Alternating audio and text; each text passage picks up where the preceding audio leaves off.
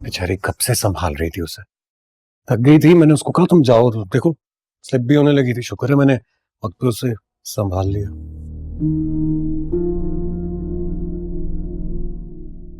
तुम्हारी गोद में आता है तो शोर मचाता है, और जब वरीशा इसके पास होती है तो सुकून से लेटा उसे देखता रहता है।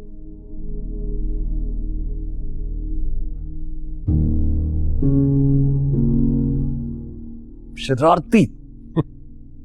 बहुत प्यार करती है वरीशा इस समय से।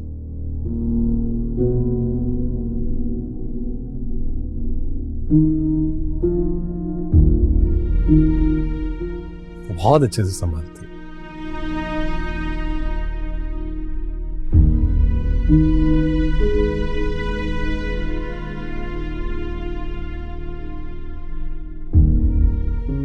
अरे मेरा फोन कब है पड़ा हुआ है।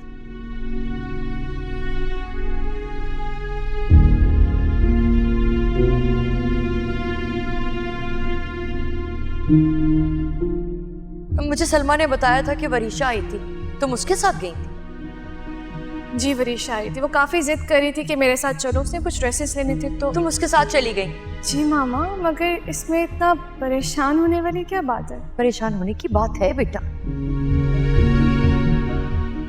तुम अभी तक वरीशा के लहजे को नहीं समझ सकी?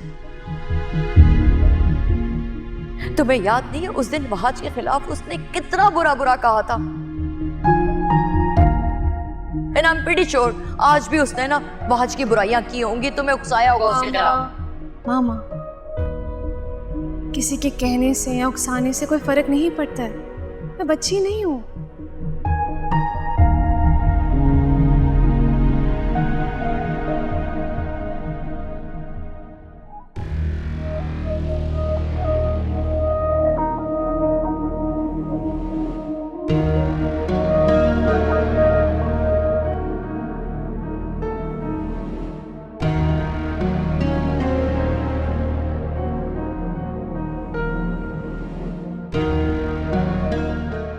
मेरी जान, तुम्हारे आने वाली जिंदगी ढेरों खुशियां लिए तुम्हारे सामने खड़ी है।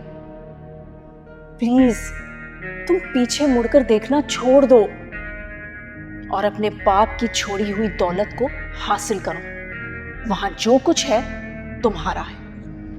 याद रखना, तुम रजा अहमद की बेटी हो और तुम मुख्तार अहमद की बहू बनकर, यानी वहाज की बीवी बनकर उस घर पर राज कर सकती हो, राज।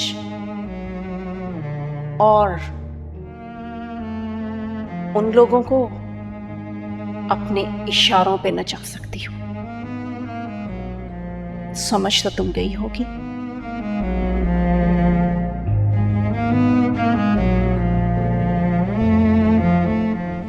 मेरी तो किसी की नजर में कोई वैल्यू ही नहीं है ना। मैं तो एग्जिस्ट ही नहीं करती। मुझे तो लगता है कि मैं जिंदा ही क्यों हूं जब मैं किसी को दिखती नहीं हूं। इधर देखो अपने डैड की, इधर देखो मुझे बताओ कि तुम क्या चाहती हो। जो तुम चाहती हो ना, तुम्हारे डैड वही करेगा। बताओ मुझे। शिफा और वहाज, इन दोनों की मौत चाहती हूँ। इन दोनों को तकलीफ देना चाहती हूँ। मैं चाहती हूँ कि मर जाए ये दोनों।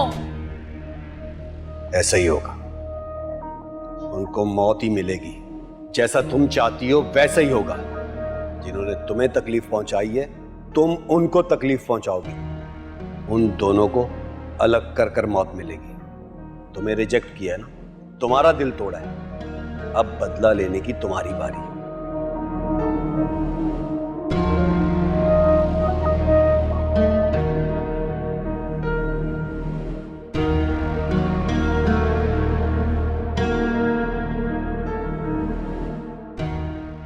आप ही तो बता रही थी कि बड़ी मामा ने कहा है वहाज और शिफा बहुत घूम फिर रहे हैं, खाने खा रहे हैं, शॉपिंग कर रहे हैं। अगर वो लोग ये सब कर सकते हैं तो मुझे हक नहीं है? सोग ना मनाओ, लेकिन ये तो लगना चाहिए ना कि तुम्हें गम है। वहाज के इनकार करने का दिखावा तो करना पड़ेगा ना कि तुम टूट चुकी हो। मुझसे कोई दिखावा नहीं होता, और गम मुझे इस बात का नहीं है कि उसने मुझे इनकार कर दिया, बल्कि शिफा और वहाज एक साथ है ना, उनको देख के जो मेरे अंदर आग लगी हुई है ना, वो आग जब तक मैं मिटाऊंगी नहीं ना, मुझे सुकून नहीं मिलेगा।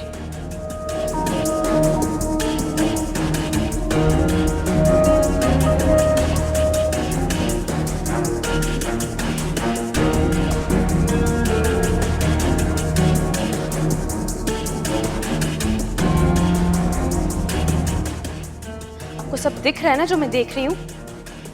दिख रहा है। घर में क्या कुछ नहीं हो गया, लेकिन इनकी मोहब्बत ही नहीं खत्म हो रही है। देख रही हैं आप? देख रही हैं कैसे घूमने फिरने जा रहे हैं यहाँ पे? जाने दो, घूमने फिरने दो।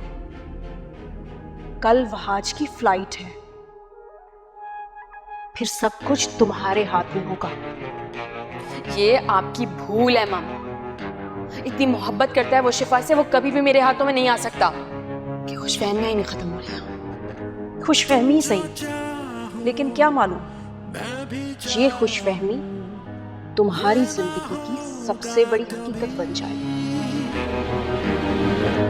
बस यहाँ तो वो चलेगी जो है मर्जी मेरी। क्या इरादा है अब मेरा ये पता भी चल जाएगा। वो तमाशा बन जाएगा, मुझसे जो टकराएगा मैं आफत हूँ। मैं आफत हूँ, मैं आफत हूँ, आफत हूँ, आफत हूँ, आफत हूँ। मैं आफत हूँ, मैं आफत हूँ।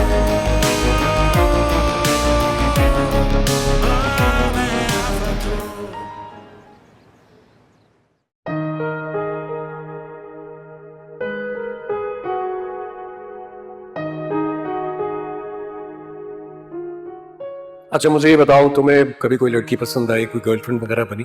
बॉस, ना गरीब का कोई दिल होता और ना ही उसे मोहब्बत करने की इजाजत होती। बहुत दानियाल, तुम पढ़े लिखे इंसान हो, तुम्हारे मुंह से ये बातें सूट नहीं करती। बात को टालो नहीं, please, a friend to a friend, मुझे ये बताओ कभी कोई लड़की पसंद नहीं आई तुम्हें क्या?